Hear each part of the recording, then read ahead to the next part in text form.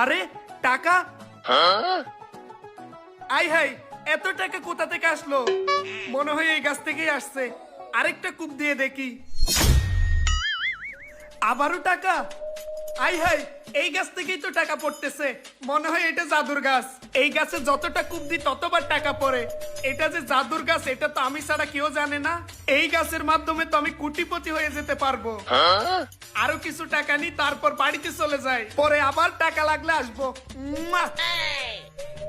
ইয়া! অনেক টাকা পড়ছে, এবার এই টাকাগুলা কুড়াই নি। আই হাই আমি তো আর গরিব নাই, এখন তো আমি বড় লোক হয়ে গেলাম। আই হাই রিয়াদ ভাই এখন গরিব নয়, কোটিপতি। যাই বাসায় চইলা যাই।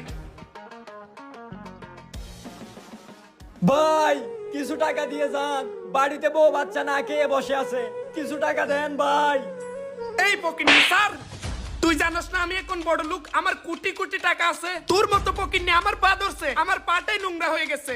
এই রাস্তায় আর কোনোদিন বসবি না, ঠিক আছে? কারণ কিছুদিন পর থেকে এই রাস্তা দিয়ে আমার বাইক যাবে, বিএমডব্লিউ কার যাবে। এখন আমার কাছে টাকা পয়সার অভাব নাই, আমি কোটিপতি হয়ে গেছি। আগে গরিব ছিলাম তো কি হয়েছে? এই রাস্তায় কোনোদিন বসবি না, কারণ এই রাস্তার মান সম্মান চলে যাবে, আমি বলে দিলাম। যা এখান থেকে পকিনি।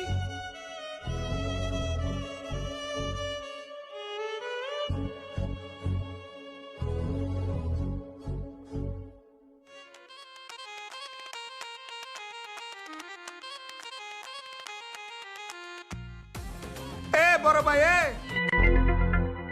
এদিকে আয়। আরে এদিকে আয়।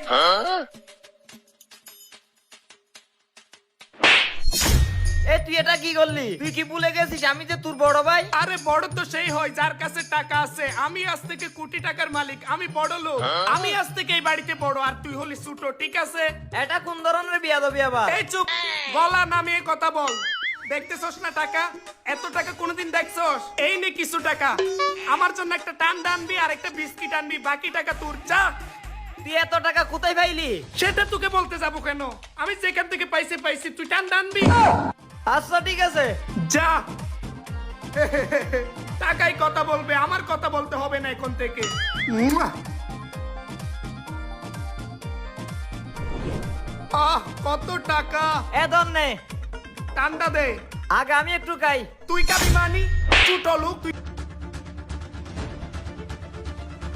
এই দূরে গিয়ে বস, নোংরা কোথাকার।